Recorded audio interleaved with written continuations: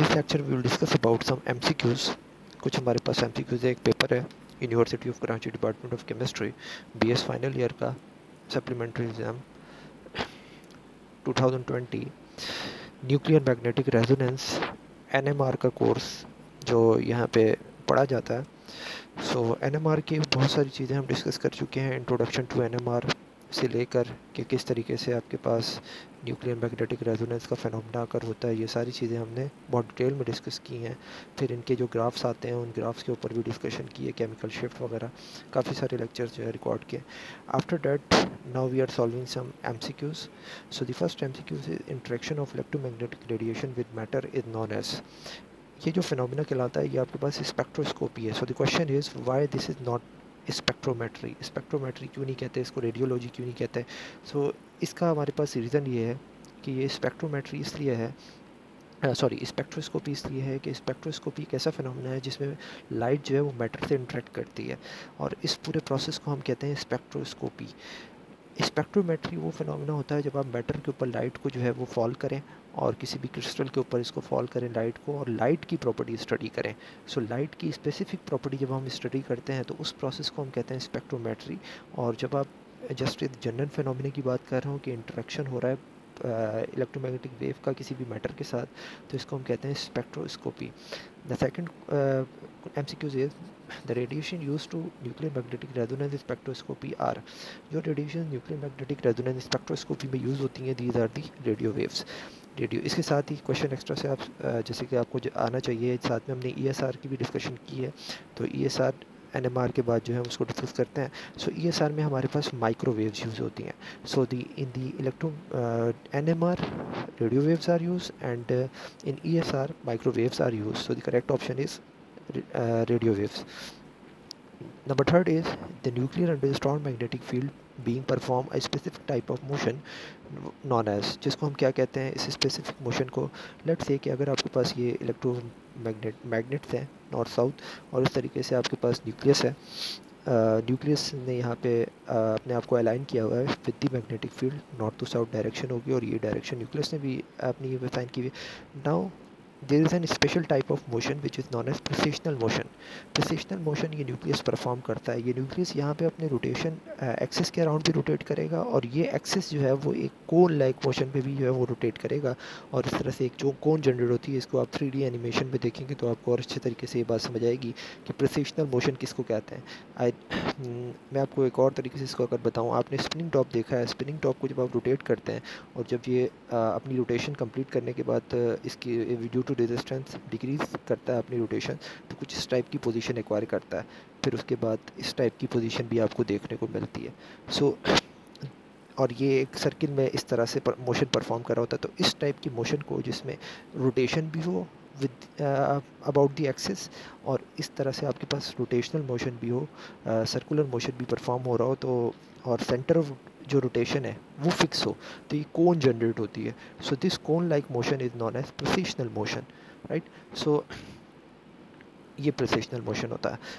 When a strong magnetic field is applied, what happen to the proton in a sample. जब आप एक strong magnetic field apply करेंगे तो sample के अंदर जितने भी आपके पास प्रोटॉन्स हैं उनके साथ क्या फिनोमेना परफॉर्म होगा? क्या सारे विद द फील्ड अलाइन हो जाएंगे? क्या सारे अपोजिट द फील्ड अलाइन हो जाएंगे? क्या आपके पास फिनोमेना किस टाइप का परफॉर्म होगा कि अगर नॉर्थ साउथ आपने इस तरह से रखा हुआ है, ये साउथ है ये नॉर्थ है, सो ये जो जितने भी आपके पास इनके प्रोटॉन्स हैं वो क्या करेंगे? So the answer, correct answer is कि सारे कुछ जो है वो विद द फील्ड अलाइन हो जाएंगे और कुछ आपके पास अपोजिट द फील्ड अलाइन हो जाएंगे। अगर सारे विद द फील्ड अलाइन हो जाए तो हम पॉपुलेशन के टॉपिक में इसको डिस्कस करते हैं NMR की बेसिक के बाद, कि अगर ये सारे विद द फील्ड अलाइन हो जाएं तो आपको NMR का सिग्नल ना मिले। क्यों ना मिले? क्योंकि लाइट यहाँ पे अब ये सारे अलाइन तो हो गए। आफ्टर डेट जब आपने रेडिएशन फॉल की रेडिएशन फॉल करने के बाद इनकी जो है रेजोनेंस फ्रीक्वेंसी मैच होगी और फ्रीक्वेंसी मैच होने के बाद तो ऑब्वियसली जब ये सारे अलाइन हैं तो ये अपोजिट इनको जाने के लिए भी इनको एक ही तरह की फ्रीक्वेंसी चाहिए होगी और आपको एक ही तरह की पीक मिलेगी। तो ऐसा नहीं होता, बल्कि इन्वायरमेंटल इफेक्ट की वजह से कुछ जो है आपके पास विद द फील्ड अलाइन होता है और कुछ आपके पास अपोजिट द फील्ड अलाइन होते हैं। Now, after that, a strong magnetic field. So the correct answer is some are aligned and some are opposite. But इसके बाद आपके पास एक और क्वेश्चन है. That the appearance of the signal related to TMS in the NMR spectrum is termed as. उसको हम क्या कहते हैं, जो TMS को जब आप यहाँ पे शिफ्ट करते हैं, ठीक है, TMS आपका एक ज़ीरो रेफरेंस है, और इस फिनोमेना को क्या कहते हैं कि इस TMS से हम जो डिस्टेंस मेजर करते हैं किसी भी कंपाउंड का, इस डिस्टेंस को हम नॉर्मली जो नेम देते हैं उसका नाम है केमिकल शिफ्ट. तो TMS का स्केल पे आपके पास जो वो होता है पैरामीटर, वो केमिकल शिफ्ट का होता है.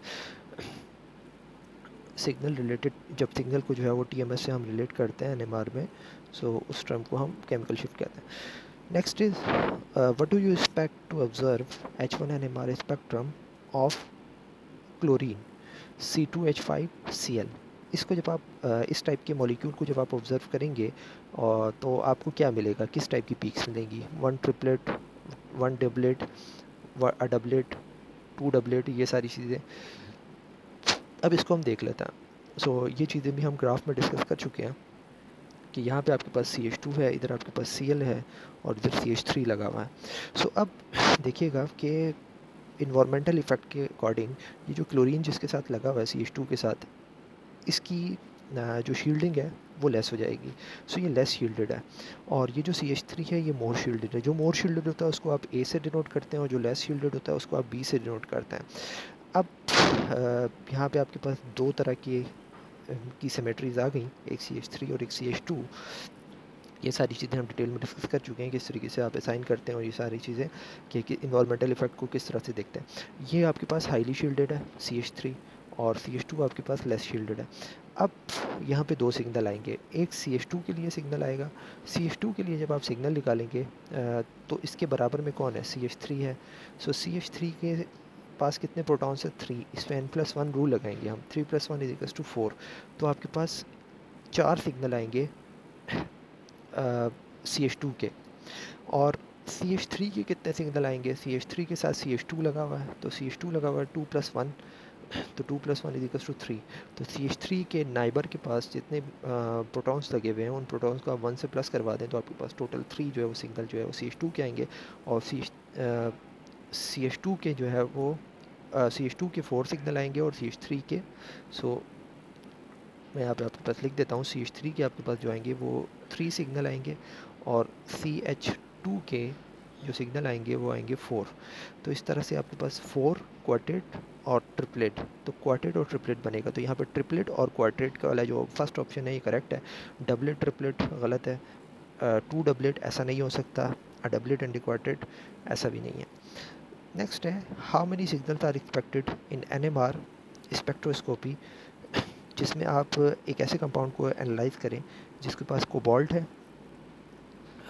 इसके पास कोबाल्ट है, N2 है, H4 है, ठीक है, cobalt N2 H4, sorry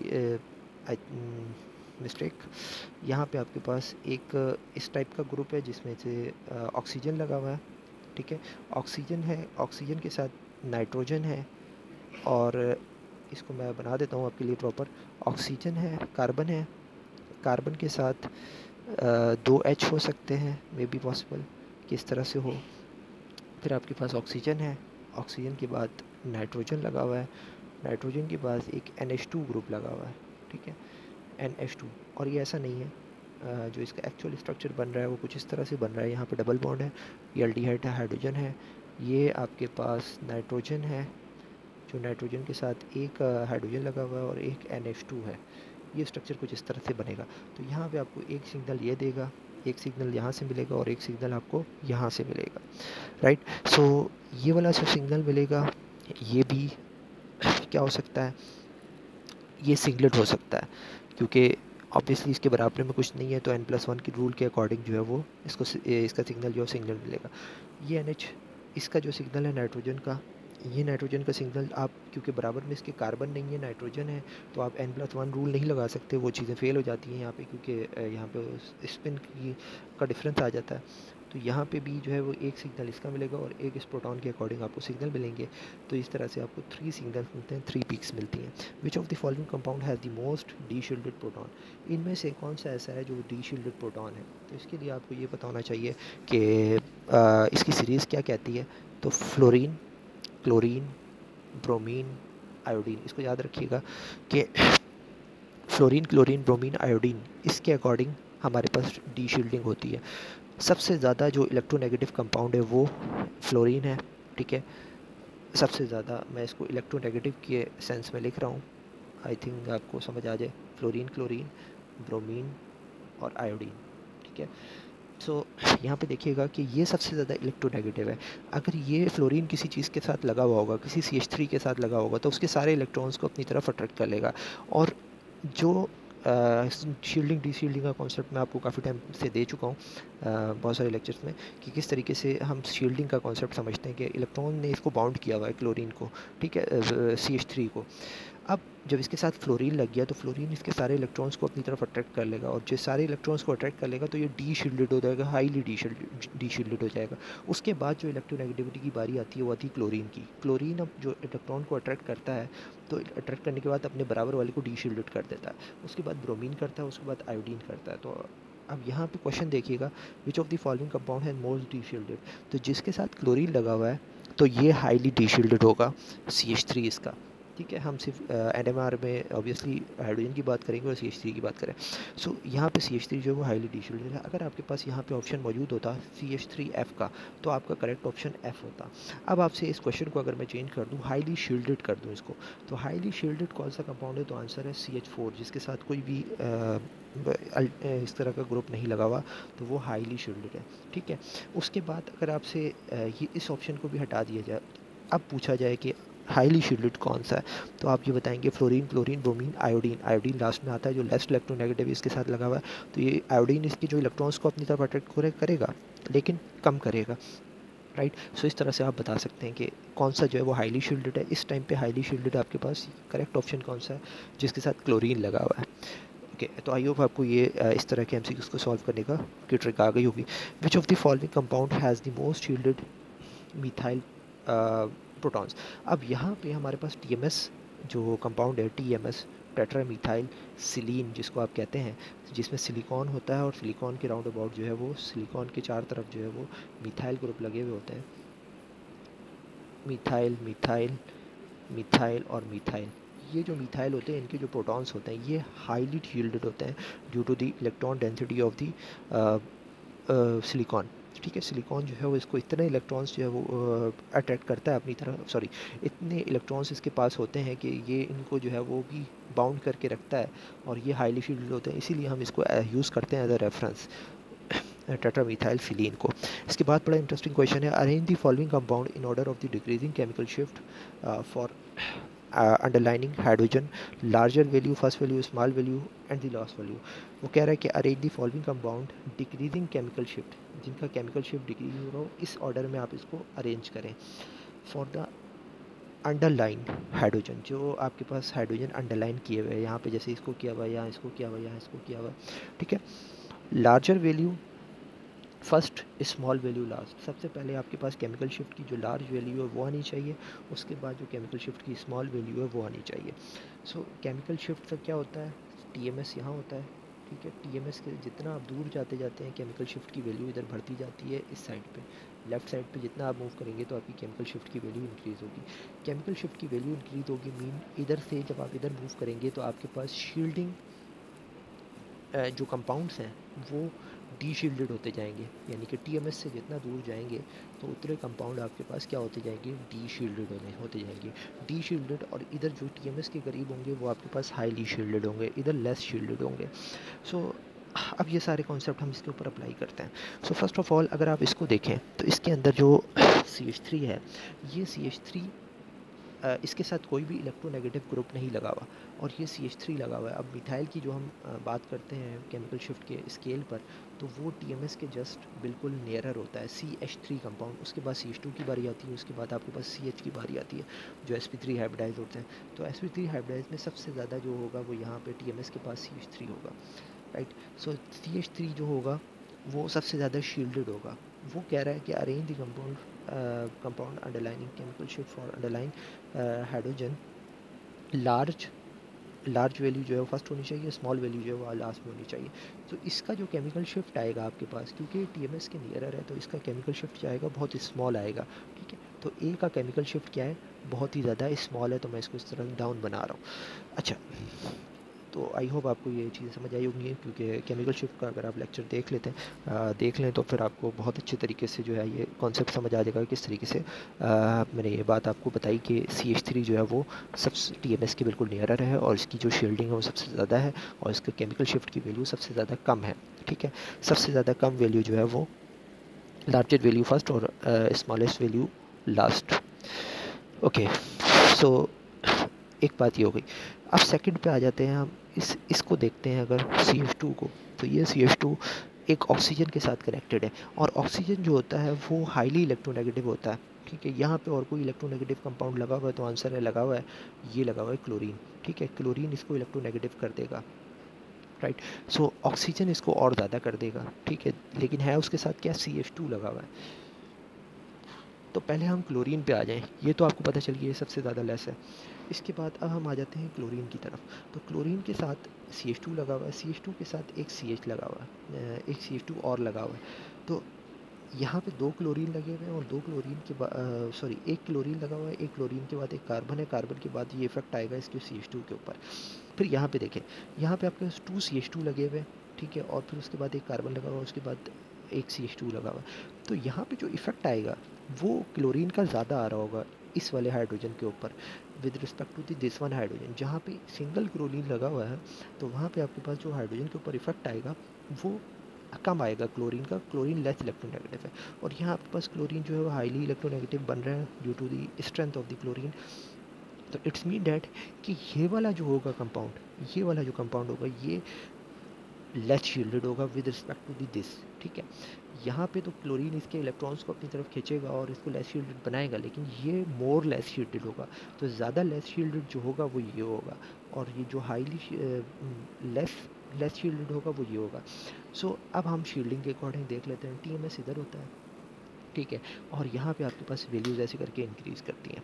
so less shielded किधर आ रहा है, अब आप लगा लें कि जो लेस शील्डेड है वो यहाँ पे होगा, ठीक है, और जो ज़्यादा शील्डेड नहीं है वो इधर होगा, ठीक है। तो इसमें से जो ज़्यादा शील्डेड नहीं है वो ये है, तो वो कौन सा ऑप्शन है, D ऑप्शन है। सो नंबर 1 इसकी बारी आ गई, नंबर 2 पे ये आना चाहिए, नंबर 3 पे इसको आना चाहिए। और ऑक्सीजन में से का मैंने आपको बताया ऑक्सीजन सबसे ज़्यादा इलेक्ट्रोनेगेटिव होता है, तो नंबर 4 पे इसको आना चाहिए। सो आई होप अब आप करेक्ट ऑप्शन को चूज़ कर सकते हैं, ADCB। सॉरी, अब इसको हम रिवर्स करेंगे, ठीक है। बी, वो कह रहा है कि larger value first, large value जो है वो फर्स्ट होनी चाहिए। सो इसको उल्टा करते हैं, BC and D and then A। So the correct option is BCDA। So I hope आपको ये कॉन्सेप्ट समझ आया होगा। After that the restrictions in resolution by traditional magnet of NMR instrument is overcome by। Resolution क्या होती है, एक magnet, अगर हम ये नॉर्मल सा जो मैग्नेट जो आप बचपन में यूज़ करते थे खेलने के लिए, अगर हम इसको यूज़ करें NMR के लिए, तो ये एक मटेरियल मैग्नेट है, और इसकी इतनी स्ट्रेंथ नहीं होती कि इसको NMR के लिए हम यूज़ कर सकें। सो इसके लिए हम जो इसकी रेजोनेंस कम होती है, ठीक है, तो इसकी जो स्ट्रेंथ होती है वो कम होती है। तो NMR के लिए हमारी जो डिवाइसेस होती हैं उसके अंदर जो मैग्नेट यूज़ होते हैं वो इलेक्ट्रोमैग्नेट यूज़ हो सकते हैं, ठीक है। न्यूट्रल मैग्नेट कोई ऐसी चीज़, एक मटेरियल मैग्नेट होता है, इसको हम कैसे यूज़ नहीं कर सकते। यहाँ पे एक वर्ड आ रहा है सुपर मैग्नेट। सुपर मैग्नेट एक वर्ड तो है, लेकिन ये NMR की फील्ड में जो है इसको इम्पोर्टेंस नहीं रखता, क्योंकि मटेरियल में ही सुपर मैग्नेट होता है। सुपर इलेक्ट्रोमैग्नेट अगर होता ये वर्ड, तो फिर हम इसको जो है वो यहाँ पे करेक्ट ऑप्शन सुपर इलेक्ट्रोमैग्नेट का होता। लेकिन यहाँ पे इलेक्ट्रोमैग्नेट जो है वो ज़्यादा स्ट्रॉन्ग होते हैं। जो हम इलेक्ट्रिसिटी की जो कॉइल्स बनाते हैं, जो आपके पास कॉइल्स बनती हैं, और कॉइल्स को जो आप करंट सप्लाई करते हैं, और उसके ऊपर जितना ज़्यादा अल्टरनेट करंट देंगे तो वो मैग्नेटिक प्रॉपर्टी शो करेगी वो कॉइल। तो वो कॉइल्स वाले मैग्नेट हम यूज़ करते हैं, electromagnet. So it's all about this lecture. यहाँ पे हमने कुछ MCQs डिस्कस किए। नेक्स्ट अगर कुछ और क्वेश्चंस होंगे तो आपके साथ शेयर करेंगे। थैंक्स।